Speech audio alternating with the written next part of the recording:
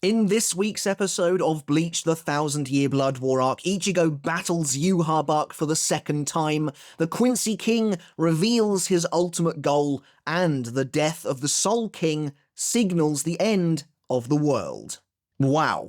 I mean it, wow. Somehow the Thousand Year Blood War arc keeps getting better and better, and continues to blow away my expectations, to be totally honest. This episode is probably one of the best of the entire series so far, and maybe there is some recency bias attached to that, but general community consensus seems to be that this was an amazing installment, and perhaps most importantly, one that really encapsulates the anime team's approach to this adaptation, and the way they are able to really get creative with the source material in a way that universally benefits both it and the reader or watcher experience. As a result, I'm curious how anime-only watchers view an episode like this. I'm sure it's still totally great, still thoroughly enjoyable, but I wonder if it hits anywhere near as hard. The sheer amount of changes on display is mountainous, and will likely make this review longer and more of a pain to deliver, but that's all part of the fun. And yet, despite the immense changes, the magnitude of difference in tone, feel, and structure, ultimately they have done a good job of keeping the core fundamentals of the narrative the same. Really, the same story is playing out before us, albeit it looks quite a bit different. At least from what we've seen so far, and certainly some surprising teases in this week's episode confirm as much, none of the major story beats of the Thousand Year Blood War arc are really going to change, even the more controversial ones. And I kind of like that. I'm alright with them adapting the series in this way. To really change and alter how the story plays out might have felt like a betrayal of Kubo's original vision, even if it was flawed at the time. And I've always been of the belief that most elements of the Thousand Year Blood War arc are built on a solid foundation, and just need a little bit of reworking and tinkering with. A small but critical example of this that we'll discuss later is of course the extra foreshadowing of the still silver, which never felt that bad to me originally either, but it just needed to be weaved into the story more beforehand, which is kind of what's happening here. The same is true as well of Yhwach's motivation, for example. His motivation is cool. It was always cool, but it was never addressed in the source material until literally the final chapter.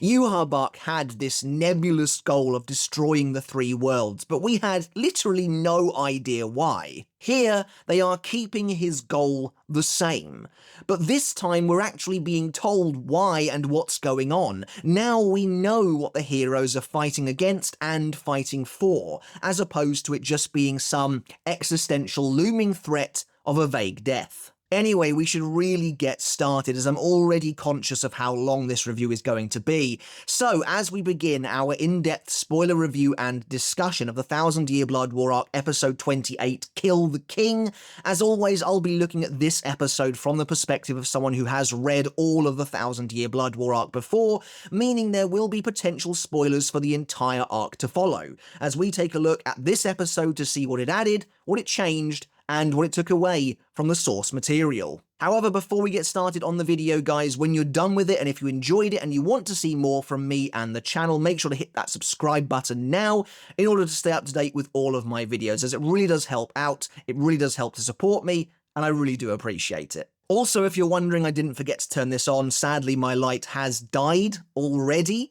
Only about 3 to 4 months in of having an actual background, so that's a lot of fun. Who would have known that having a decent background would actually require some maintenance? So, starting as we always do by looking at what's covered in this week's episode, and well, things are already a little difficult. There's certainly no recap this time, that's for sure.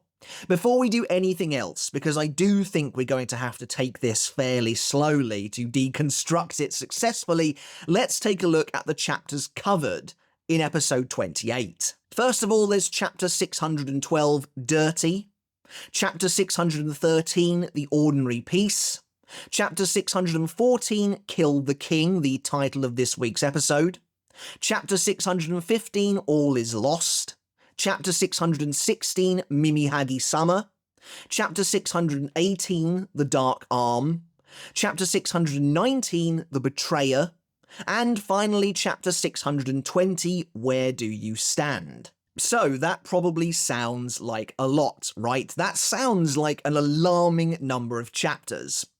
And yet, despite that, the episode also manages to fit in a brand new anime original fight, and the pacing has probably never felt better. It sounds like a paradox, it sounds impossible. But the truth is that what I just laid out to you there isn't really what's in the episode. We've spoken before about how Part 3 was likely to deviate more than ever from the source material, and it has.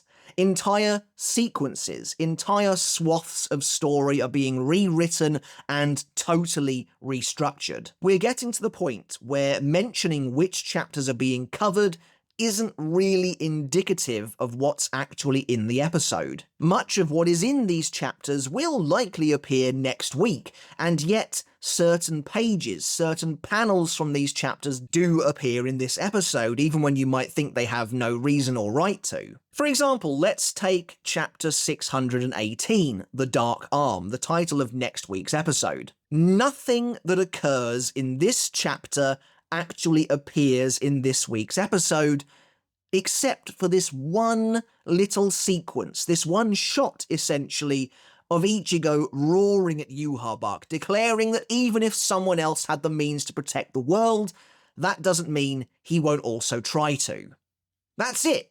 That's from Chapter 618, and it appears in this episode, despite none of the surrounding context actually being here.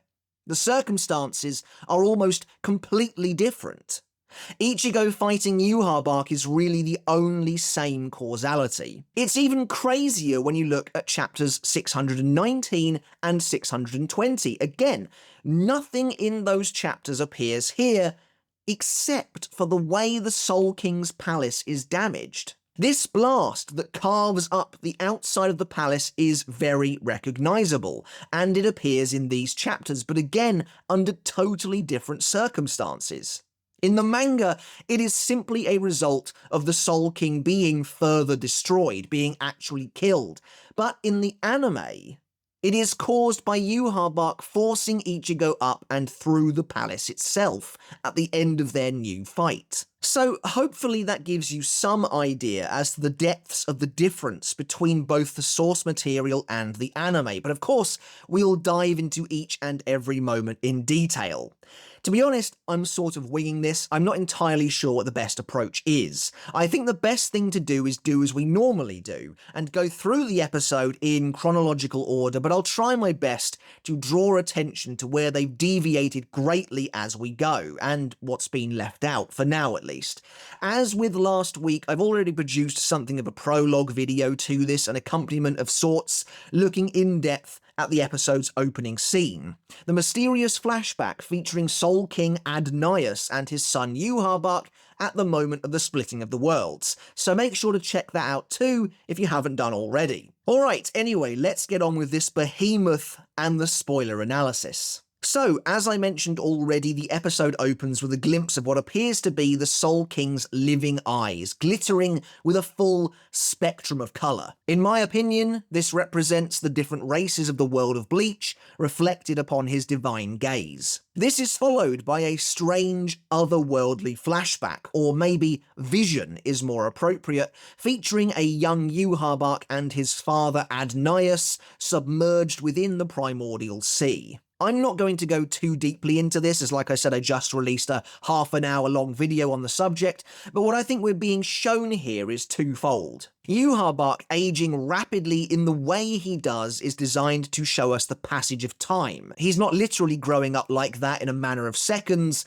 but it's to show that he's lived much of his life here, in this original world. However, when Adnyeus splits the primordial world into the 3 worlds we know today, that changes Yhwach's life forever. The waters rush over him in what I think is likely just a figurative display, dragging him deep beneath the surface. Again, I think this is likely an allegory for Yhwach being cast into the cycle of rebirth, which was created in this moment. As he shrinks down to the form of an infant, we see that he's all of a sudden jet black, and we know from chapter 565 Godlike You that this baby version of Yhwach is completely helpless. It can't see, hear, speak, nor move. In my last video, I speculated that none other than Ichigo might be the cause of this, having covered Yhwach in darkness at the moment of his rebirth, thus rendering him helpless in the hopes that no retribution would ever come in the future for what happened to his father. That's complete speculation, but considering Ichigo was present for the fall of Ryo, it's possible all the same. Anyway, this jet black, helpless infant version of Yhwach ends up in the newly formed world of the living, where he's later found by humans, and the rest is history. The humans see him as some sort of god, and discover that by laying their hands upon this child, their ailments are cured, only for them to die shortly after. With every death and every soul, Yhwach begins to slowly return to his former strength. Now that he's a part of the cycle of life and death, Yhwach can feel and experience the suffering of every single Quincy on Earth, all those that share his blood. And so, moving forwards, he builds himself an empire using the godly power of the Almighty which he inherited from Adnyeus, and decides to rid the world of the root cause of their anguish. This vision is fascinating to witness, and I can only hope that we continue to get more. With the fate of the Soul King seemingly sealed at the end of this week's episode, I'm a little concerned that we might be done with the flashbacks and the additional lore, but I remain optimistic nonetheless. There's still just so much we don't know, so many questions that need to be answered. I've made multiple videos at this point chronicling the secretive past of the 1,000-year Blood War arc and everything we currently know so far, as it is slowly drip-fed to us, and I'll continue to do so until hopefully one day we finally have that clear look we've been really waiting for. As we see Ichigo drifting through a strange, eerie space, Yhwach towers over him, as if the boy is being controlled like a puppet by Yhwach himself. Eventually, colour returns to the image and the real Ichigo opens his eyes. In that moment, it seems like Yhwach was showing Ichigo this same vision, likely in an effort to get him to understand his point of view. Of course, everything we've been treated to so far has been brand new, anime-only content, and that's a trend that's going to mostly stick with us now for the remainder of the episode, to be honest. However, we then see Ichigo and the others riding Orihime's Santen Keshun up towards the palace itself. It seems like Yhwach did indeed remove his staircase after he, and presumably the Schutzstaffel, although they are nowhere to be seen this week, made it to the throne room. This is technically an anime-only shot, however in chapter 612 we do see Ichigo and the others climbing onto Orihime's platform, and then in chapter 613 we see the group soaring upwards. So while this exact shot isn't in the manga, you get the idea. As they continue to fly, Ichigo wonders what it was that he just saw. And by the way, the music during this moment is absolutely phenomenal. What a wonderful sense of dread it conjures up. As the heroes ascend towards the palace, the heavenly sunlight is replaced by a frankly terrifying shot of the Soul King's eyes, the blood red of his crystal prison consuming the entire image. This, combined with the stressful, almost horror movie vibe of the soundtrack, is utterly fantastic.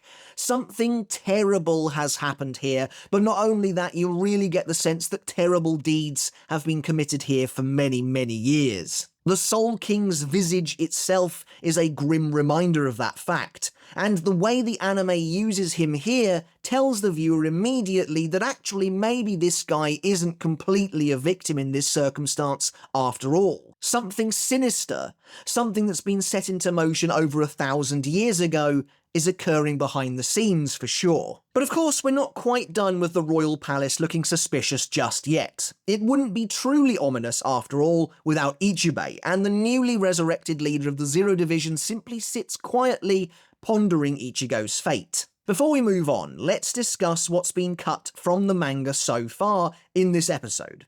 Episode 28 really begins with chapter 612, which means that's where we'll start. The original chapter opens with Yhwach forcing his way into his father's chamber, butchering a number of his blindfolded servants along the way. These servants have been completely cut from the anime entirely. They're originally supposed to appear in chapter 519, the very first time we laid eyes on Ryo, wondering if the king has awoken. However, in the 8th episode of the anime, that role was instead played by Ichibei, so these servants haven't appeared at all. While they didn't really add anything to the story overall, it's a shame to cut this faction entirely, as they are quite interesting, and they feed into the overall Soul King lore. I love the idea that they are allowed to interact with the Soul King, but they aren't worthy to look upon him. Some of Yhwach's dialogue has been removed as well. In the original chapter, Yhwach delivered an entire monologue as he approached his father, commenting on how he was an imperfect god that was unable to escape.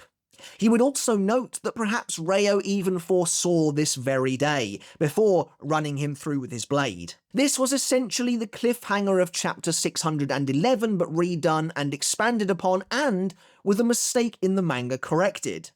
In chapter 611, Yhwach clearly stabs Ryo with his reishi broadsword, but in chapter 612, he uses his own tangible weapon instead, which is the version the anime goes with, and I think makes more sense. It's more personal to Yhwach. So basically, considering the episode opens with Yhwach's final line, "Farewell Ryo, the one who has seen the future, my father," what they've done is they've removed these first couple of pages from chapter 612 and opened the episode with the title page instead. Let's move back to the episode now for the time being. In another all-new sequence, we return to the Serete to see the entire landscape shaking and shifting, buildings collapsing and tumbling down all across the city. Yes, in the anime version of events, Yhwach merely stabbing but not yet killing Ryo already initiates the end of the world. We haven't quite hit critical mass just yet, but the tremors have begun early. In the source material, the worlds only begin to shake once Ichigo has slashed Ryo in two at the end of chapter 614. And I have to say, as with many of the changes and additions they are making right now at the moment, I do prefer the anime's take here. For starters, it just makes sense to me that mortally wounding Ryo would be enough to kickstart the continuous earthquakes. If he is literally the only thing holding the balance of the worlds together, then it makes sense that such a dramatic shift in his overall well-being would start the countdown. Plus, it adds to the tension of the scene in a wonderful way, bringing everyone together now that the second invasion is effectively over. Having regrouped with Byakuya, Rukia and Renji comment on the sudden tremors, with Rukia noting that she's never felt anything like this before. We then see Mayuri and Nemu making their way across the shattered Serete. Nemu is pulling Mayuri's corpse rehabilitation containers behind her, which almost certainly house the bodies of Hitsugaya, Matsumoto, Rose and Kensei. I wonder if Rose and Kensei will be revived in Varvelt alongside Hitsugaya and Matsumoto. I'm probably being a little too hopeful there, but at the rate the anime team is going, who knows? Mayuri immediately suspects that the Soul King has been killed, or at least removed, calling him the keystone that holds the three worlds together. Cutting over to Mayuri's light-filled laboratory, the current stronghold of the Gotei 13 as a whole, we see that everyone is experiencing the shaking. Yushiro, who has brought with him the mysterious tools that he arrived with, wonders what's happening as Akon and Hyosu survey the situation. By the way, I noticed a funny little error here. There are two almost identical Akons layered on top of each other. Well, at least I'm assuming it's an error. If it's not, and that's a totally different character, then that's a really weird choice to layer him right behind Akon like that. It's nice to see Rin Tsubokura here again as well. The last time we ever see him in the source material is when he stabs Hyosu during the first invasion after Pepe seemingly takes over everyone's minds, so he's managed to survive until now at least. Outside, we see Bazby standing alone amidst the rubble, pondering the shaking as he gazes up into the sky. Interestingly, he appears to be totally uninjured, despite having just taken the full force of Yhwach's Alsvalen. In the source material, he is covered in burns and injuries as a result. Now, while not exactly the same, this is likely supposed to be this moment from chapter 616, though I suppose we could always see this next week, but that feels a little redundant at this point. However, after this we continue with the brand new shots as we see Lil Toto and Giselle also noticing the shaking. Giselle is holding the recently redeceased zombie Bambietta, but curiously there's no sign of Nana Nanajacoup.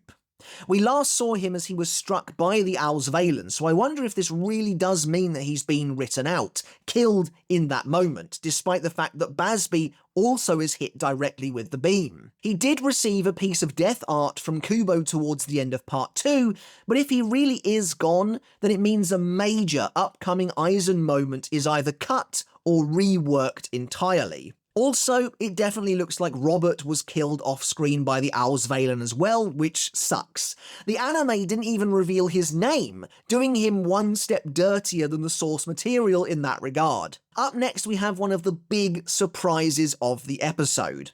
As we find ourselves in the world of the living, Ryuken appears again, this time teasing perhaps the series' biggest moment still to come. When we see Ryuken, he is holding something in his hand.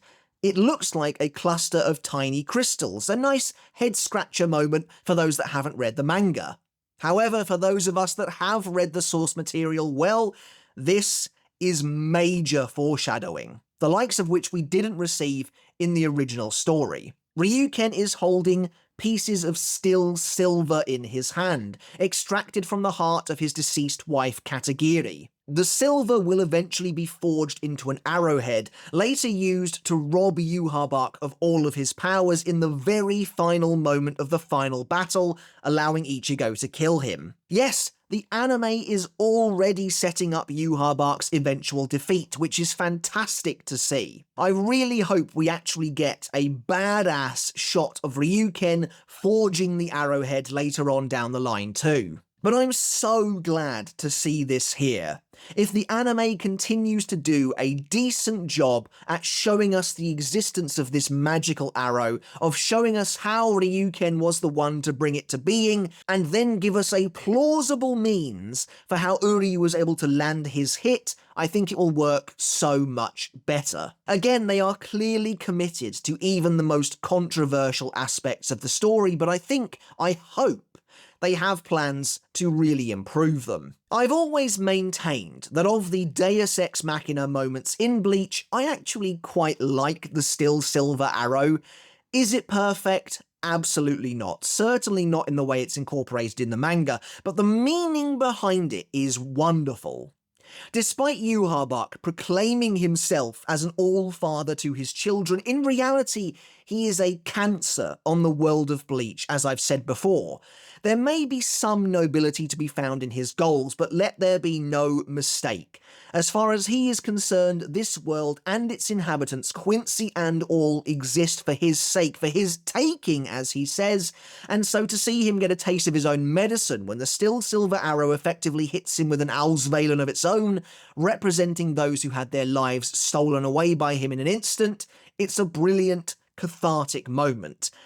And I am pretty convinced at this point that the anime will do it justice. Even here, I love that you can see the silver with the image of Katagiri and Uryu in the background. It is expertly done. This is what Ryuken is fighting for. But suddenly the earthquakes hit the human world as well, with both Ryuken and Isshin realizing what's going on. I really do hope that both of these fathers get a little more to do in the final showdown, including maybe even getting to join in on some fights of their own, but I'm not necessarily convinced of that happening just yet. Returning to the throne room, Yhwach asks Reo if he can hear the shaking, calling it the footsteps to a new world.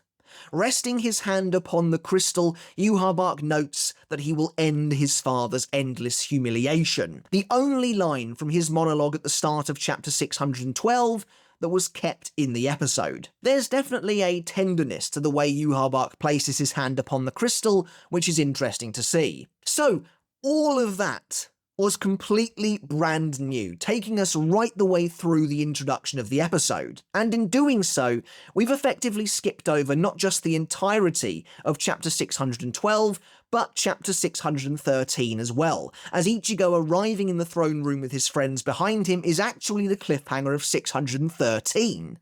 But don't worry, we'll return to both of these chapters in bits and pieces over the course of the episode. Now, the cut here is a little weird in my opinion. The episode makes it seem like Ichigo and the others arrive in the throne room as Yhwach is talking to Ryo, but when we see Yhwach, Ryo is nowhere to be found, having been obscured behind the gigantic curtains once again. And I do find that kind of funny, the idea that Yhwach purposefully closes the curtains around the Soul King for a big reveal later on. I wonder if he was choosing a future where he best liked his dramatic reveal perhaps, because the one they end up going for is pretty awesome. Anyway, as Ichigo tells Yhwach that they have come to stop him, well, we're jumping all over the place once again. The ending of chapter 613 has now been cut, including Yhwach cursing Ichibei for allowing Ichigo to give chase. Not only that, but we also skip over the entire first half of chapter 614, a sequence that, believe it or not, doesn't even appear in this episode at all, though I suspect we'll see it next week. I mean, we kind of have to see it soon, but it's weird. The entire setup, featuring the Vizards arriving and pouring the collected energy onto the platform, and everyone beginning to charge their orbs with power to open a gateway to the palace,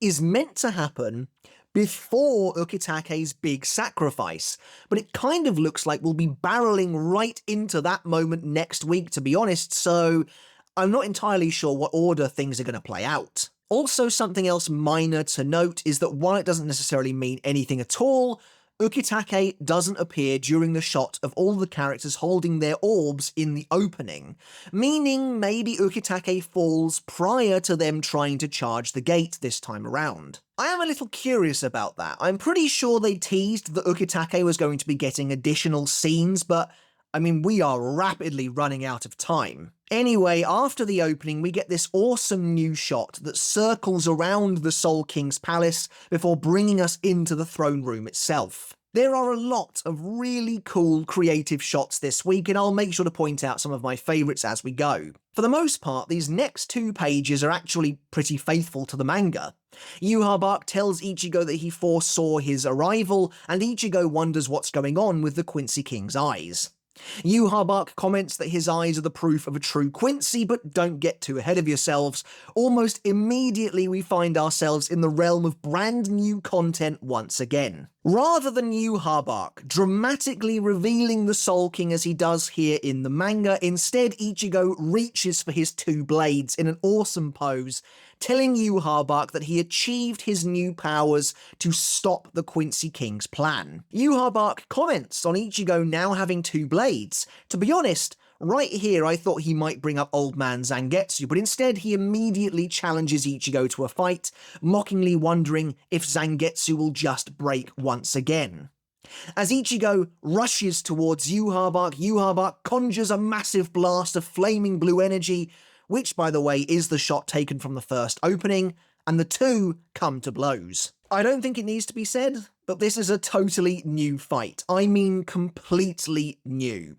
Ichigo and Yhwach do technically have a round 2 clash in the throne room here in the manga, but it is barely a skirmish. Ichigo locks blades with Yhwach's cape at one point, Yhwach doing this really weird thing where he's like Dracula or something, bringing his cloak across his face to defend himself, and then Ichigo spends some time holding back Yhwach's arm before throwing a Getsuga Tensho at him, and that's really about it. I'm not actively trying to undersell it, that's really it.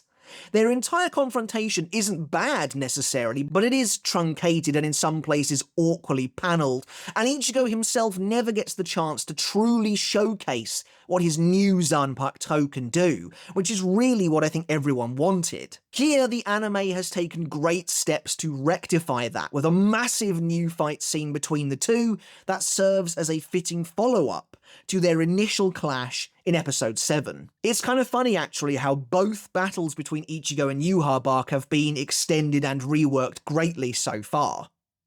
Their initial coming together is so immense and so powerful that it causes an enormous explosion within the throne room, decimating much of the surrounding walls and ceiling. Ichigo escapes the dust cloud and soars upwards, turning to look down upon the smoking ruin of the Soul King Palace, and this is another really cool shot, and it immediately puts Ichigo in a position of power from which he won't really leave until this portion of the fight is over. From within the smoke, Yhwach reappears. As the Quincy King attempts to reach Ichigo, our hero is already beside him, and launches a Getsuga Tensho at almost point-blank range. Manifesting a brilliant gold light upon his blade, Ichigo swings his sword in an arc towards Yhwach, and as the camera pans in on Yhwach's face, we can see that he's currently not using the Almighty. It is interesting to think that he can just turn the Almighty on and off at will like that. Now, we see him do this much later in the arc when he and Ichigo have their final battle, but that was after he had absorbed the Soul King's power for his own. Here, he's quite literally just swapping back to having normal eyes again. I mean, I wonder what that's like. The awakening of the Almighty was a huge deal for both Yhwach and his followers, so I wonder if him actively turning the Almighty off affects them at all. Does he then forget all the futures that he's seen? Either way, it doesn't really matter. Ichigo's gold blast collides with Yhwach in mid-air, and we get another nice shot as the camera takes us up and around the royal palace. From below, we see that Orihime managed to get everyone out of the throne room in time, and they're now waiting on her reishi platform far below, though Ganju is clinging on for dear life and no one seems to have realised. In the wake of the Getsuga Tensho, Yhwach is flung from the dust cloud, but Ichigo appears in the sky behind him and brings down his blades. Yhwach quickly conjuring a reishi broadsword and locking weapons with Ichigo as the boy continues to force him downwards through the air. As they fall, Yhwach attempts to quickly jab Ichigo in the face, but Ichigo dodges it swiftly before responding by stabbing at Yhwach with his sword, the two of them crash landing in Korinji Tenjiro's hot springs palace, slamming into one of the waterfalls before exploding over into one of the pools. First of all, that jab move that Yhwach attempts to pull off reminds me a lot of what Ichigo tries to do to him during their battle in the first invasion, except now, of course, the situations are reversed. Secondly, I love seeing how the rest of the royal palace is being incorporated as a battleground here. The scope and scale of Ichigo versus Yhwach is far beyond anything that we saw in the source material at this point in the story, and it is all the better for it. With the Zero Division dead, why not smash up their palaces and incorporate them into the fight as visual set pieces? It would have honestly been pretty cool to see them end up in the other palaces too, though to visit all 5 might have been a bit formulaic. Still, what we get here is awesome. Ichigo pins Yhwach down, the water from the pool having been completely emptied out. However, much in the same way Ichigo blocked Yhwach's strike in their first battle, Yhwach's blue vein stops Ichigo's blade in its tracks. Speaking of their first battle, the soundtrack used here is the same, which is a nice bit of continuity. As Ichigo raises his other sword, Yhwach casts Sankt Borgen while lying down, a huge glittering blue bow appearing above him aimed straight at Ichigo. We've seen Yhwach use Sankt Borgen a couple of times before. He uses a colossal version in the early stage of his fight with Ichibei, while against Yamamoto, Yhwach conjures a bow very similar to this one in the sky above him. However, that version was manifested via Yhwach's sword, and it fired an arrow downwards that turned out to be his reishi broadsword, which he then used to cut Yamamoto in half. Anyway, a massive arrow is released towards Ichigo, setting off a gigantic fiery explosion that consumes much of Tenjiro's former city. As the smoke clears, Yhwach is shocked to see that Ichigo simply cancelled out the arrow with a Getsuga Tensho from his smaller sword. From the way he's holding it, we can discern he likely used Getsuga defensively in the exact same way he did when he blocked Candice's Galvano Javelin, I think it was, during their earlier battle. Yhwach, charging his spirit energy, then rockets towards Ichigo, the two of them locking blades again as the fight is thrown back into the sky. Ichigo's own golden power swells around him, and the two of them zip through the heavens as streams of gold and blue, occasionally clashing in battle, sparks flying as they lock swords from place to place. We see them land on another palace and continue to fight from afar, though it's impossible to tell whose palace it is, before Yhwach swings his blade downwards at Ichigo once more. Pushing against one another, Yhwach wonders if Ichigo is going to fight back, a sign already that Ichigo is pulling his punches in a big way. Then, in a way that really reminded me of Old Man Zangetsu, Yhwach tells Ichigo that if he fears, the only future left for him is death. As they break apart once more, Yhwach unleashes Qualkreis, his anime-only Quincy spell that again was first seen in their original fight in episode 7. I have to say, it is wonderful to see Yhwach actually continuing to use Quincy spells in battle and continuing to feel like a Quincy still, even after the Almighty has awoken. I only wish more of the sternritter used them as well. But as the blue bars of energy entrap Ichigo, each one manifesting a deadly arrow of its own, it looks like Ichigo is in trouble. In their original fight, Qualkreis overwhelmed Ichigo in the end, but not this time. Instead, Ichigo counters every single arrow, shattering them like glass with his true Zanpakuto as Yhwach is taken aback. Then, in what is clearly one of the episode's crowning moments, Ichigo prepares an attack of his own. As I predicted from the trailer, though admittedly my speculation wasn't actually centered on the right shot in the end, Ichigo activates Getsuga Jujisho for the second time, and now we really see him finally making good use of his new weapons and the true power that he obtained through his royal training. Remember, in the manga, Ichigo bafflingly only uses Getsuga Jujisho once in the entire story against Candice. But now we are seeing the fruits of his labour, and it honestly feels a bit surreal actually getting to see this version, the true Shikai version of Ichigo, fighting with absolutely everything he's got, even if he is still holding back somewhere as well. Seeing him add Jujisho to his repertoire as a semi-regular ability is very satisfying after so long, generating a massive golden cross of blinding, crackling energy. Ichigo sends his enormous strike screaming towards the Quincy King. In response, and in another awesome moment, Yhwach unleashes Zankzvinga, another Quincy spell that we only see used once in the source material, when Royd administers it against Yamamoto's bankai in the first invasion. It's said that Zankzvinga is the ultimate Quincy defensive spell, but we never actually get to see it used in that fight as Yamamoto lands outside of it and then dismantles it with Zanka no Tachi South. Here, Yhwach activates it the moment he hears Ichigo say Getsuga, which is another fantastic detail. That just goes to show how concerned Yhwach was about letting Ichigo get one of these attacks off. I absolutely love the way Yhwach's voice actor declares Zankzvinga as well. It is awesome. But despite the defensive spell more than looking the part, it is simply not enough.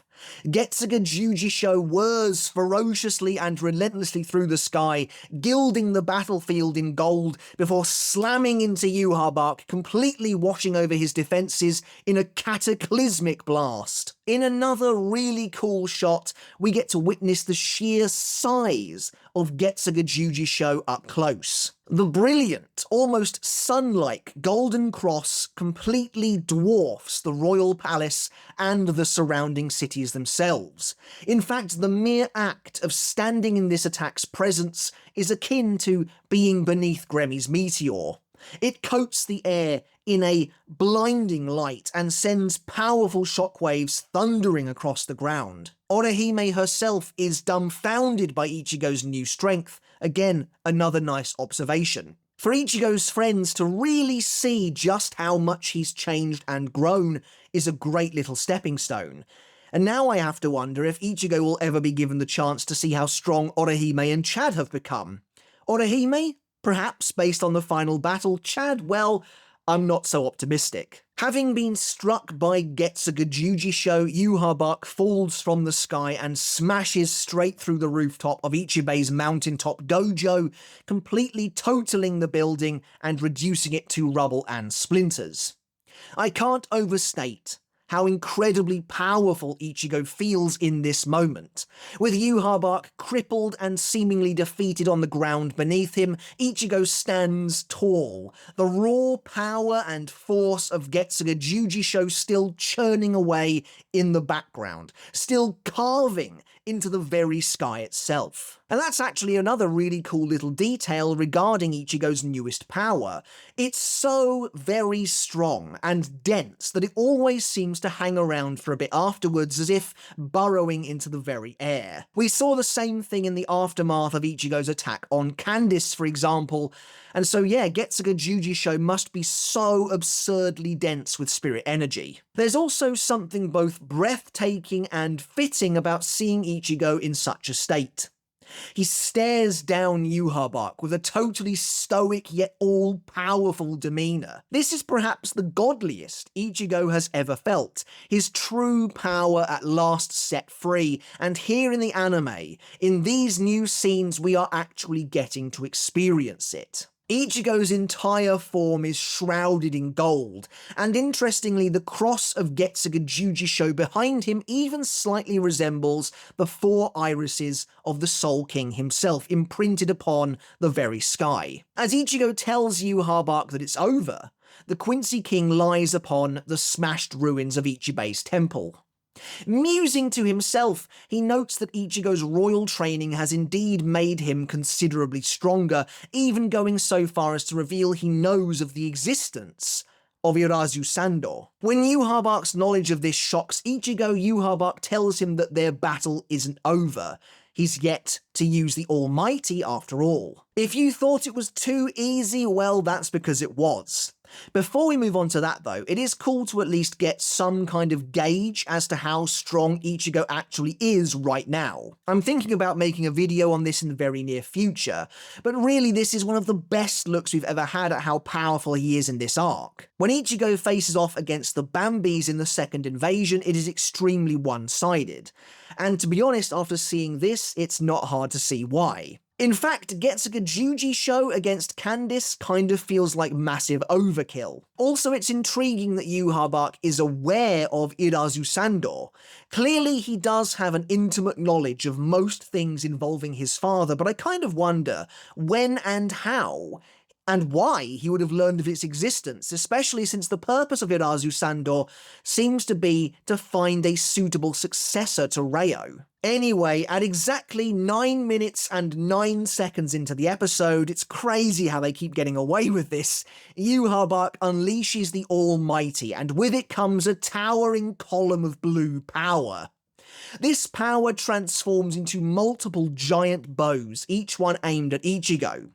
While on the surface it looks similar to Qualkreis, I think this really is just a row of bow and arrows, potentially a volley of Sankt Morgen. The arrows converge on Ichigo and he manages to swat the first one away before being overwhelmed, quickly launching a Getsuga from his shorter blade to rid him of the rest. Again, it's cool that in this fight we've seen Ichigo firing Getsuga Tensho from both the longer and the shorter blades.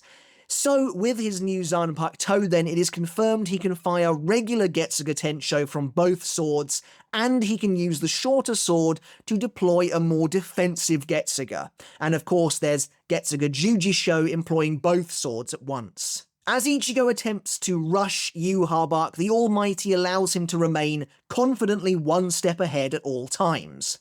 Interestingly, the anime is no longer using the negative effects that we saw in Yhwach's battle with Ichibei. Perhaps the idea is that we as readers now understand what's going on to some degree, so it's no longer necessary. Yhwach appears immediately in front of Ichigo, his hand already clasping Ichigo's face.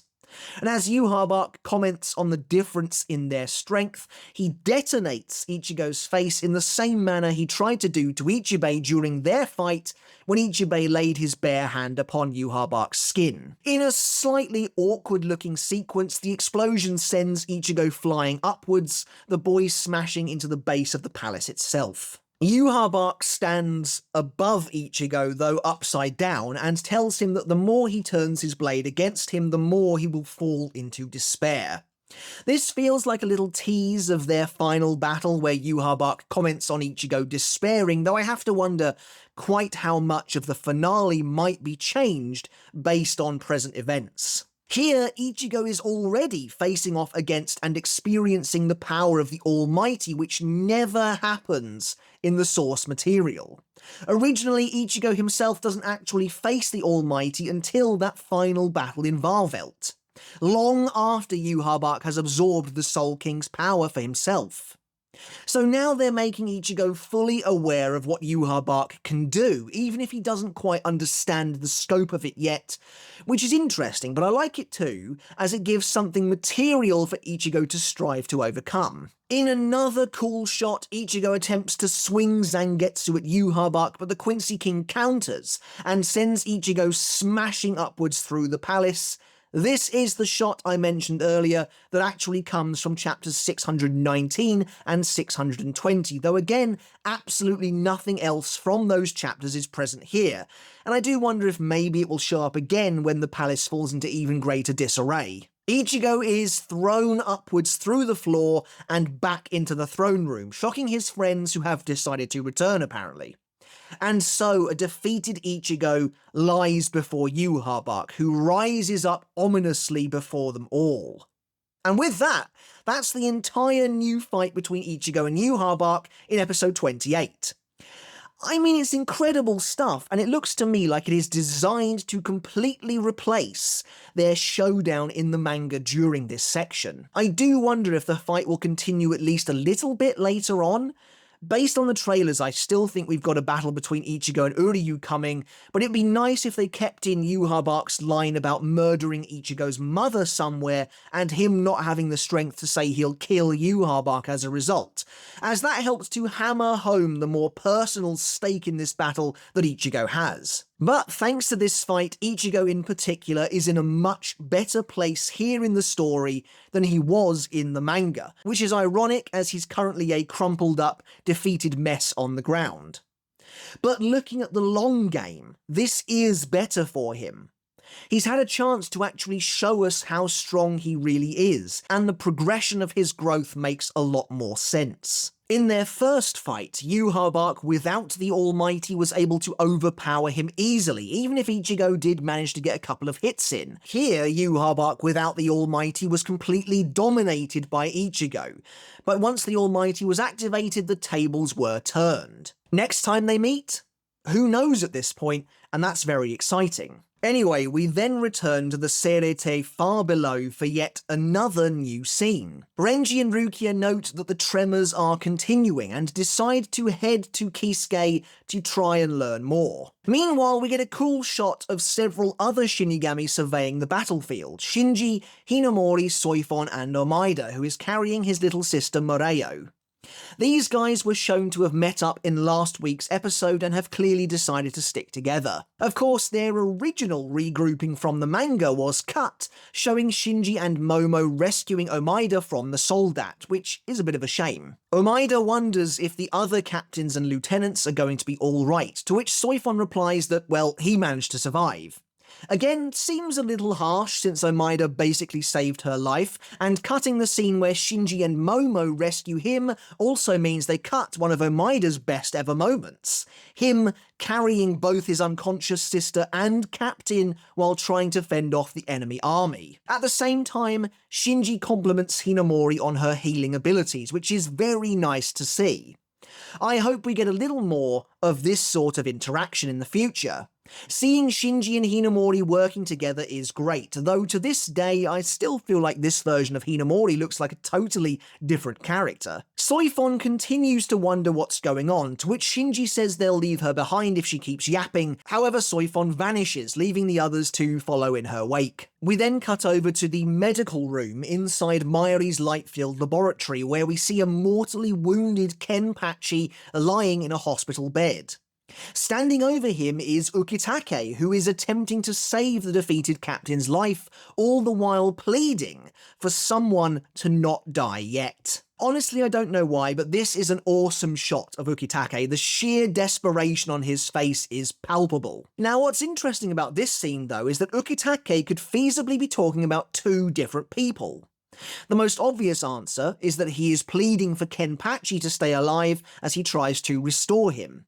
However, knowing what we know about Ukitake, it is also highly possible that he's referring to the Soul King himself. Ukitake would be fully aware as to what the shaking of the world means, and he needs to wait until these people are healed before he can make his move, or else Zaraki might die. So the Soul King needs to hold on for just a fraction longer. I'm not sure, to be honest. Like I said, either one is totally feasible, and it's a brief but awesome little moment.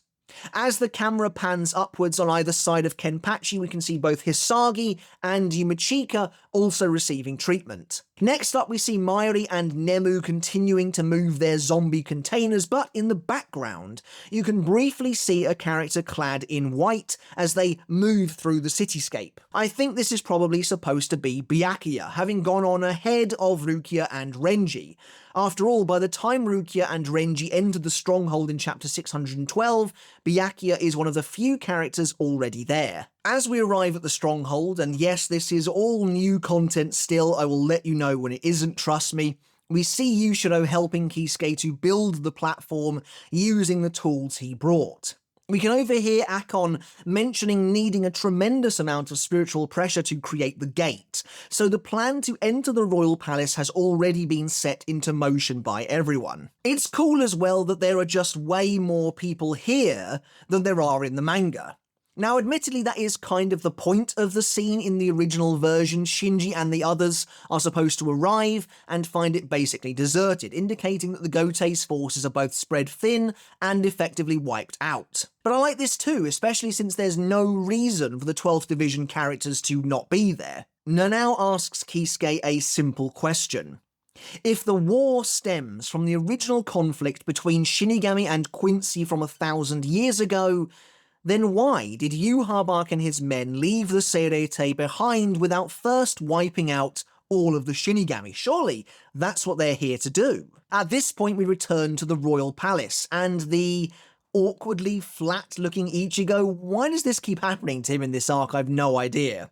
Yhwach begins telling him more about the history of the Soul King, musing that Ichigo must have seen the eternal world that once existed and the darkness that threatened it. As Yhwach speaks, the camera pans to the inside of the ceiling of the throne room, which I admit I don't really understand. It's almost like the ceiling is decorated with runes or characters of some kind, but I can't make them out. Perhaps they're telling the story of the Soul King. Yhwach explains that while the Soul King had the power to repel this nebulous darkness, while he wielded power capable of overturning the world, he was instead used to merely bring stability. Before we move on, what is this darkness that Yhwach mentions? In my previous video, I discussed how I thought it could have been a couple of things. The endless, all-devouring hollows that roamed the primordial world, killing its original inhabitants that Reo himself was created to protect. At least according to Can't Fear Your Own World. Or it could have been the sinister machinations of the noble ancestors who carved up the Soul King himself.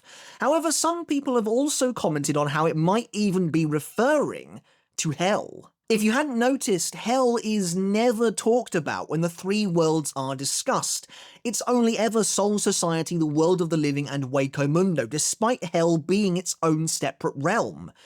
This is because hell is also primordial. It existed alongside the original primordial sea and has continued to exist long after that original world was split into the three we know today. It's definitely possible this is what the darkness means, and I wonder, not to get too conspiracy theorist here, but in the Hell chapter, Xyloporo notes that the immense powers of Yhwach and Aizen kept the gates of hell shut.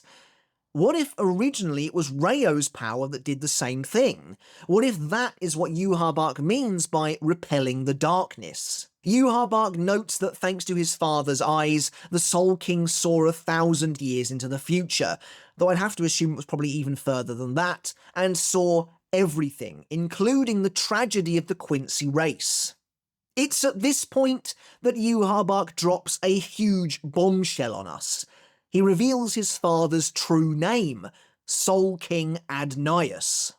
Yes, for those of you that were paying attention at the end of Core 2, this is the same name that appeared in Yhwach's Alzvalen incantation, as he declares, "Raise them, silver emblems, ashen meadows, circular path buried in light. Eye of agate, tongue of gold, skull cup, coffin of Adnyeus. The object we raise is your heart." Now again, I go into a bit more detail regarding this in my last video, but a lot of people have a lot of theories surrounding what else might be hidden here in these words. For example, some fans think that agate, also mentioned here, could be the name of Yhwach's mother. Agate is a gemstone that symbolises balance, with an almost kaleidoscopic colour pattern akin to the glittering eyes of Adnyeus that we saw at the opening of the episode. For my part, I theorised that the coffin of Adnyeus is in fact the crystal prison we find him sealed in, and perhaps these materials listed here have something to do with that. Either way, it's a crazy moment. Finally giving Ryo an actual name humanises him in an odd way. Now, I want to briefly discuss Adnyeus' actual name and any potential meaning behind it, though I'm far from an expert on the subject, so this is really based on my own fairly brief research, what I know about the series already, and some of your wonderful comments on the last video, so thank you very much for that. But it does indeed seem like Adnyeus is something of a portmanteau of the Hebrew word Adonai, meaning Lord or Master, used in the Bible as a title for God himself, and the word Deus, which is the Latin word for God or deity, all of which would of course be very fitting. Much in the same way as Yhwach's own name is a somewhat reconstructed version of Yahweh, which I believe is also represented as YHWH, this kind of feels like the same kind of thing. But I'll leave that to those that are much more knowledgeable than I in that regard. Yhwach bitterly comments on how, despite seeing the tragedy of the Quincy's in the future, Adnyeus still chose to abandon them by creating his new world. And this is something I've never really thought about before, but the Quincy were indeed forsaken by Ryo in the world-splitting event. They have no place within the cycle of rebirth as it currently stands. Their method of killing hollows affects the balance in a dangerous, threatening way that wouldn't have existed prior to the splitting of the worlds, meaning that they can't really live their lives according to their own will. It does almost feel like the world was created by the Shinigami for the Shinigami, and that they supplanted themselves at the top of it all, keeping the Quincy underfoot in their newfound status quo. Honestly, in this sense, it's a shame that most of the sternritter turn out to be lunatics bent on genocide, and are almost all wiped out entirely, as it does kind of feel like yet another injustice to continue beating this race that's already down. At the same time, Kisuke explains to Nanao that the Quincy's as a race faced near extinction on 2 separate occasions just because they didn't fit into the system of the world. Now, that is true, and this idea that the Soul King abandoned them makes it a little easier to see their point of view, but also, the Quincy were and have been kind of always very antagonistic to a fault. It's noted that 200 years ago, the Shinigami supposedly pleaded with them to stop killing hollows in the manner they were, but they kept going anyway, knowingly, endangering the balance of the universe. which is a pretty big deal at the end of the day. As Kisuke tells Nanao that there's only one reason, therefore, for Yhwach to want to storm the palace, Yhwach himself at last delivers his concrete motivation. Lifting his hands, Yhwach declares that he will kill his father and create a new world. As I've said ad nauseum at this point, this was often hinted at being Yhwach's motivation, his goal in the source material, but it was muddied by his motivation and ambitions seemingly changing and evolving on the fly, with no concrete goal ever established until the very last chapter. Here, the anime has fully committed to giving Yhwach a clear and concise goal, and now our heroes actually have something to fight for that makes sense to us as a reader. In the same way, Aizen's goal was always clear and obvious: destroy Karakura Town and create the Oken. Now so is Yhwach's: kill the Soul King and create a totally new world. And as we know later on, Yhwach intends for his fortress of Varvelt to be at the centre of that brand new existence. Again, manga readers will know that Yhwach wants to create a world free of death, but now even this has more context. It's a world that will suit the Quincy's themselves, a world that they will finally fit into, at the expense of literally everyone else. And so ultimately, while Yhwach does have a somewhat noble goal, he is a madman who has determined that everyone else is expendable so long as he can build his new, perfect, idealistic Quincy world. And let's not forget that while Yhwach claims to feel the suffering of the Quincy, he also happily murders them for the slightest failure, using them as tools, as food, to further his own strength. So, our enemy has been firmly established, which is fantastic to see. However, Ichigo isn't having it. Slowly getting to his feet, he tells Yhwach that he's going to protect all the worlds. But in a line that does actually come from the source material, Yhwach tells him the Quincy blood in him will never forgive the Soul King. Again, the anime is definitely reinforcing the idea that Yhwach hates the Soul King for what he did, but also loves him all the same, wanting to set his father free of his fate. It's an awesome juxtaposition. Ichigo lunges for Yhwach, and in a great little moment, Orihime also steps up, healing him as he flies forwards, the blood dissipating from his face. Interestingly, Yhwach actually seems a little surprised by this intervention. I wonder if that's an intentional clue. It would be fascinating if Orihime's power could somehow circumvent the Almighty, as it has been noted in the past that her abilities do tread upon God's domain. As Ichigo unleashes another Getsuga, this time keeping it wrapped around his sword in a similar manner to the way he once did against Ulquiorra, we return to Ichibei, and the source material for the first time in about the last 15 minutes of the episode or so. As we find ourselves now at the end of chapter 612, Ichibei ominously apologizes to Ichigo and his friends, noting that they can't defeat Yhwach. As we move into chapter 613, Ichibei places his brush down upon the ground. This is a new touch, by the way, and I'm curious if it means anything at all. Before staring into the camera with a truly creepy expression, muttering that that's what peace is all about. To be honest, I've never been entirely sure what Ichibei is talking about here. It's of course purposefully ominous, and in the anime's version we get brief flashes of both the Soul King and Yhwach's eyes here, which makes me think it has something to do with Yhwach becoming the new Soul King, almost as though it's an inevitability and Ichibei doesn't want Ichigo and his friends to succeed because Adnyeus is a dead man basically, and therefore someone else must take his place. But I'm not entirely sure. I'd love to hear your thoughts down in the comments. I guess it's also possible that this is something the anime will expand upon later down the line. But this is actually Ichibei's final appearance, and the final appearance of the Zero Division at all in the source material, and so I certainly do hope we see them again in the future. Returning to the Serete, we find ourselves with a new scene once again. Renji and Rukia head towards the Shinigami stronghold, discussing what might have happened above. Renji wonders if Squad Zero has been wiped out, to which Rukia notes that someone in Squad Zero likely used bankai based on the immeasurable spiritual pressure that earlier resulted in the shaking of the worlds. Again, as mentioned in my live reaction, I have no idea how Rukia knows that, unless she was told about the Blood Oath seal and everything surrounding it while training in the palace, though again I don't know why. As Rukia worries about Ichigo and the others, Renji tells her that they went up to the palace in order to stop Yhwach. All they need to do now is believe in them. It's a nice moment, and I think I read somewhere prior to Part 3 releasing that Renji and Rukia would have more scenes together. As Rukia and Renji crest over the buildings and the stronghold comes into view, we get another great shot, this time of the two of them arriving, and believe it or not, find ourselves at the start of chapter 612 now. We've gone backwards.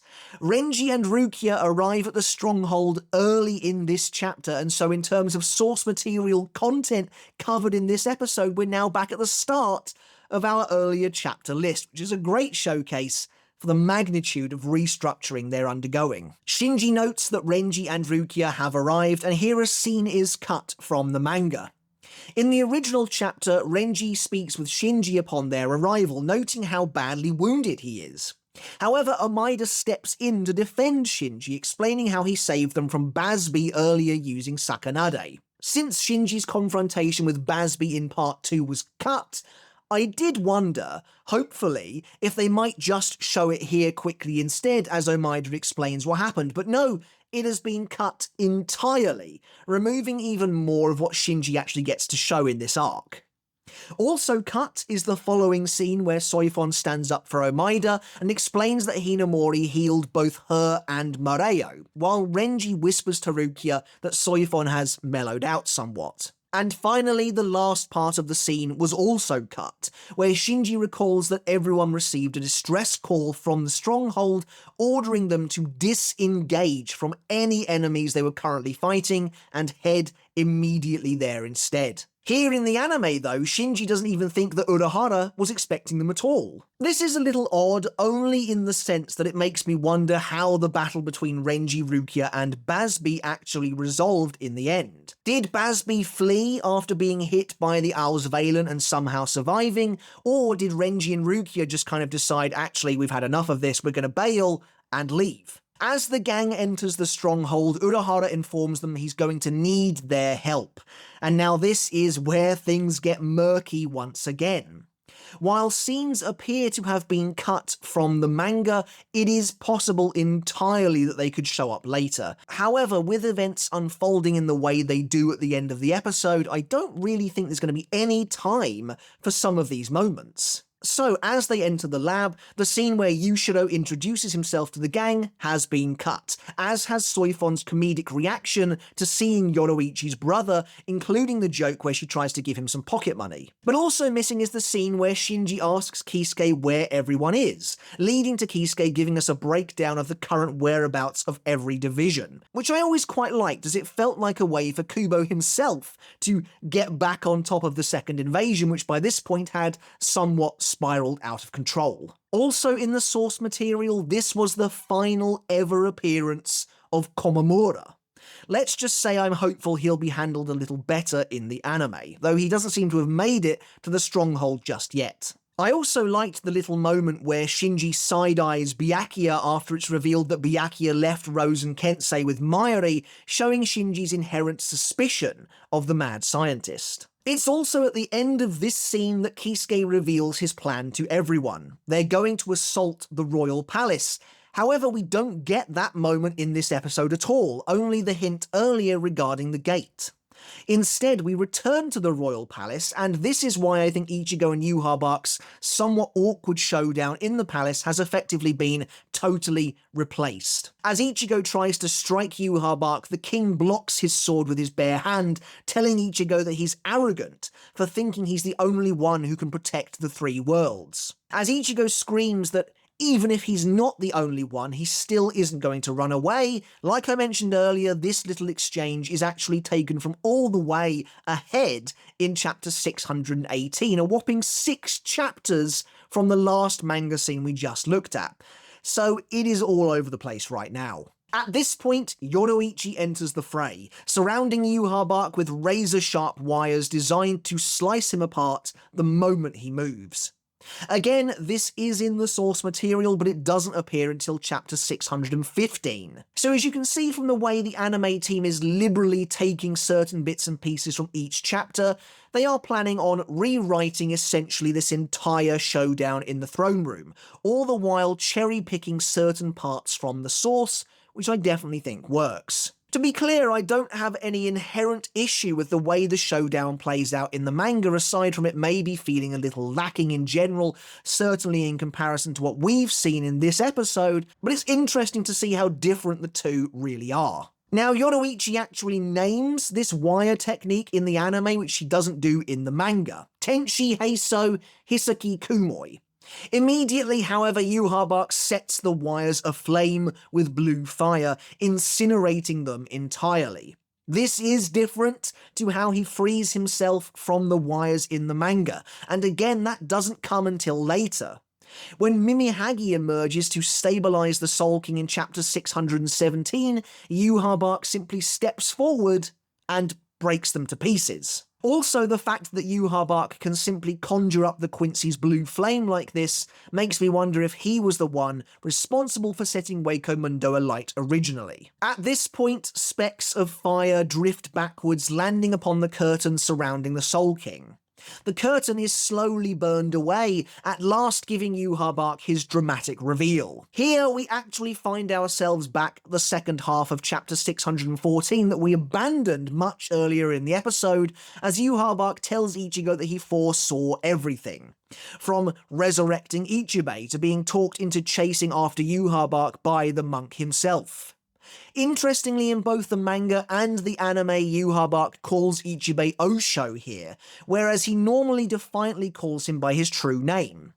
I imagine the reason is because he knows that calling Ichibei by his name will allow Ichibei to siphon away some of Yhwach's power, and right now Yhwach wants the monk to remain in a weakened state. Anyway, for once, this is essentially exactly the same as chapter 614. The Soul King's fate is being revealed, albeit in a much more epic and dramatic fashion here in the anime. As Yhwach steps aside to reveal his impaled father, that is actually a panel from chapter 614, which is really cool to see. I have to say, I love that Ganju mouths off to Yhwach, calling him a bastard and asking if he killed the Soul King. That's very funny to me. Interestingly, Yoruichi quickly points out, however, that no, Adnyeus isn't dead yet. He's still clinging to life. In the manga, no such observation is made. Instead, Yhwach actively claims that the Soul King is dead, which is weird when later in the same chapter he goads Ichigo, telling him to kill the Soul King. So yeah, that never really made much sense. Instead, it is much better to have Adnyeus barely hanging on, and the world's shaking earlier as a result. How Yoruichi can tell Reo is alive? I don't know. But of course, it is cool that the descendants of two of the noble houses, Shihoin and Shiba, are here to witness this. What was originally a simple callback to the Soul Society arc can actually become much more. Continuing on with chapter 614 fairly faithfully, Ichigo leaps into action and immediately tries to remove Yhwach's sword from the Soul King. People have wondered if Ichigo is already being controlled here, but the truth is much simpler. Ichigo has always been headstrong. He'll often jump into situations a little recklessly if it means a chance to protect or save someone, but unfortunately here he is playing right into Yhwach's hands. Screaming with a Herculean effort, Ichigo removes Yhwach's sword from the Soul King's crystal, when suddenly blue vein spreads across the entire half of his body. Yhwach reveals that the Quincy blood in Ichigo will never forgive the Soul King, as he ominously stated earlier, and effectively controls Ichigo's arm by pumping his Reiatsu into it via his sword, as we saw him try to do earlier against Ichibei. It's a little weird that Ichigo doesn't try to stop his arm using his free hand, though I imagine if he placed his hand upon his skin, that other hand would also then become infected with Yhwach's power. Instead, Ichigo, against his will, drives the blade back into the Soul King's crystal, this time swinging at it from the side. The blade connects with the stone, cracking and splitting it before Ichigo rips the entire crystal, Adnyeus and all, in two, carving the Soul King in half. Of course, this shot of Ichigo slashing the Soul King is straight from the cliffhanger of chapter 614. As Ichigo looks on in horror at what he's just done, we get a shot of the Soul King's face straight from the title page of chapter 615. Sliced cleanly in two, the bottom half of Ryo lands with a grim thud on the ground. At this point, we get a slightly condensed version of Yhwach's explanation from chapter 615, where he tells Ichigo that he gave him his own spiritual pressure that dwelled within his sword. Said spiritual pressure then called out to Ichigo's Quincy blood, thereby forcing him to enact Yhwach's will and slay the Soul King for good. As the Soul King's crystal turns a creeping, ominous shade of black, Yhwach then gives us a truly fascinating new piece of information. He informs Ichigo that in order to break the Soul King's seal, he needed someone who possessed the power of Quincy's, humans, Shinigami, Fullbringers, and Hollows. A true perfect hybrid. Hearing Yhwach say Fullbringers wasn't on my list, to be honest, but this is an incredible moment, and perhaps the closest the anime has come to truly acknowledging Can't Fear Your Own World so far. Also, does this mean that if Ichigo had died at any point in the past, Yhwach would never be able to achieve his goal? But it's also a wonderful plot development because it explains so much. It explains why Yhwach let Ichigo get to the throne room in the first place, and it gives actual plot relevance to Ichigo wielding all of these different powers aside from he's the main character. As Yhwach gleefully tells Ichigo that from awakening his Shinigami power originally, all the way to unlocking his true power in the Royal Palace recently, everything has been for this very moment. This is the future Yhwach saw reflected in his eyes. But I also can't help but wonder if this is a trimmed down version of Yhwach's monologue from chapter 619, where he tells Ichigo that their wills are connected. It might be, or we might see this moment yet in the future. As Yhwach stands reflected on the Soul King's crystal, I can't help but feel like this is also foreshadowing. Foreshadowing Yhwach's own eventual morbid fate, where the Soul Society strings his corpse up as the next Soul King come the end of the arc. And if that's intentional, then I do have to wonder if the series has plans to animate that, perhaps. However, as Soul King Adnyeus seemingly dies for good, his incredible power is unshackled, released from his body, and the linchpin that holds the worlds together is broken. While we had been sticking somewhat to the source material for these last few sequences, once again we are thrust into a new scene. Ryo's divine power envelops the entire royal palace before being unleashed upon the world.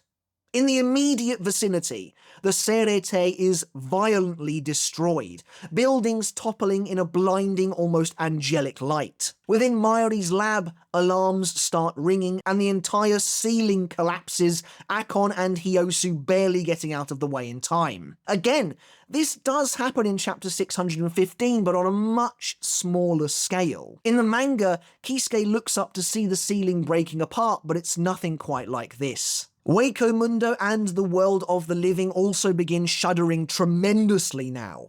Again, it's hard to know what's been cut and what might show up next week, but for now the scene of Karin and Yuzu experiencing the earthquake in chapter 615 has been cut, as has the shot of the hollows of Hueco Mundo running rampant in chapter 616, terrified of their impending doom.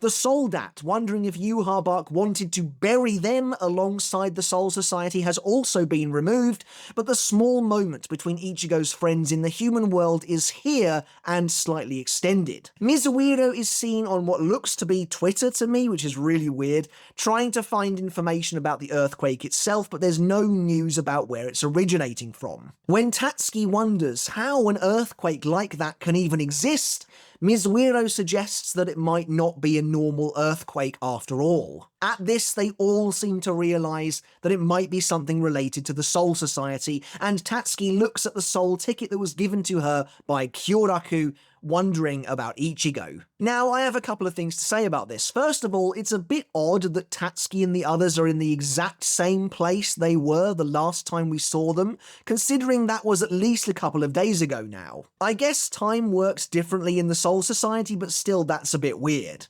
More importantly, however, I can't help but wonder if the anime is teasing their arrival in the Soul Society or not by having Tatsuki look at her soul ticket almost as though she's thinking of using it. It's absolutely possible that she is just thinking about Ichigo, but I'm not sure. Anyway, as the dust finally clears in the stronghold and some of their equipment comes back online, Kisuke rises and gazes up at the sky, a truly terrified expression on his face, as he wonders if this means the Soul King is dead. This shot is taken straight from chapter 615 and looks fantastic. Yet interestingly, you can see just how different circumstances truly are by looking at this one page. For starters, the characters are already charging their orbs for the gate here in the manga, which, like I said earlier, in the anime they don't even know of that plan yet. Plus, both Ukitake and Kenpachi react to this news in the manga, but in the anime, Kenpachi is still in the operating room. However, Ukitake has made his way outside now, meaning the entire section where he emerges from the medical bay in chapter 613 has presumably been cut, including him speaking with Shinji and the actual arrival of Kenpachi into the room, which is odd. Anyway, as Shinji snaps, wondering what the hell Squad Zero have been doing, Rin screams for Ichigo, terrified about what has happened to him in a nice new piece of dialogue. Ukitake, meanwhile, stares ominously up at the sky above, and I hope you're prepared for his big moment next week. In another new piece of dialogue, Akon wonders what's going to happen now. Again, straight from the manga, Kisuke responds, saying that while he doesn't know for sure, what is certain is that if they don't do something very soon, all of the Soul Society, Waco Mundo, and the world of the living will cease to exist. While the anime shows us all three of these locations, including some incredible overhead shots, the manga actually goes a step further here, which is interesting, showing an enormous earthquake splitting what I think is the area surrounding the Rukongai in two with a giant chasm. I have to reiterate how much I adore this sequence, both here and in the manga, to be honest. As someone who was, let's face it, waiting to see the Soul King get killed one day since back in the days of Aizen, this is the ultimate raise the stakes moment, the ultimate everything has gone to hell sequence. It really can't get much worse than this, and the sense of desperation is suffocating. This is the endgame that we've all been waiting for since pretty much whenever you first got into the series. It's finally here. The anime does a great job of giving it a sense of finality and dread. The music choices are excellent and the voice acting is superb. Everyone, even the usually calm and prepared Kisuke, sounds utterly distraught and horrified, and it is brilliant stuff. The absolute intensity afforded by the anime is wonderful, and I love seeing the more dramatic take on the world's collapsing. Everything they know and love is falling to ruin and rubble around them, and it seems like the heroes are perhaps completely out of options. As the episode finally comes to an end, we actually return to the cliffhanger of chapter 614 once more, as Yhwach tells Ichigo to come and watch the end of the Soul Society once and for all.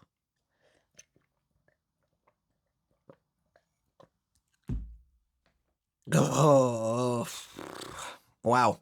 Okay. There's no denying that this sequence of chapters is one of the most frantic and exhilarating in all of Bleach, and they are adapting them very strongly here so far. Of course, as was to be expected, the poem this time features Ukitake, though with a semblance of Mimihagi there as well, and the poem reads as follows. I was once you. Soon you will become me. I can only pray the lives you carry are not a burden to you.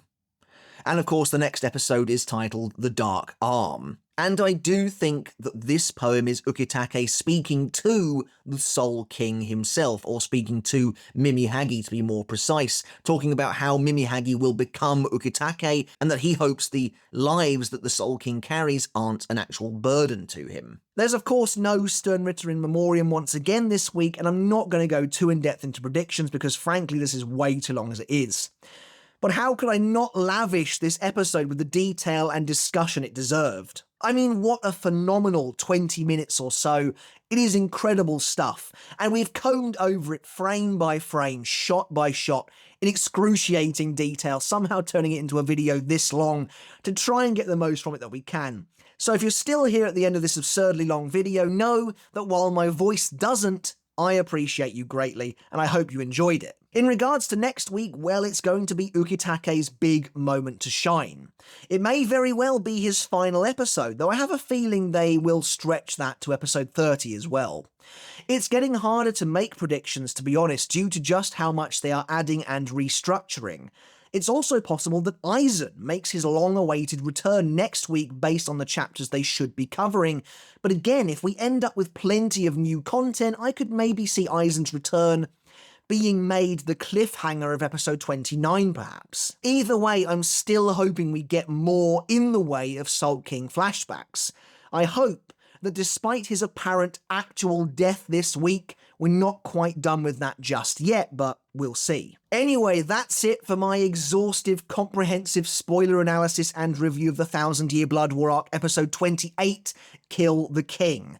I promise they won't all be this long, but in my opinion, this is one of the greatest episodes of the show so far, and makes me very excited for what's to come, and the continued changes they are going to make. In my video looking at the new opening, I noted that the overall darker tone and theme seemed to be a reflection of the fact the villains are going to win during part 3, and well, here it is. The heroes are at the end of their rope. The Quincy have seemingly toppled the world and brought about the apocalypse, and all we can do is wait and see what happens next.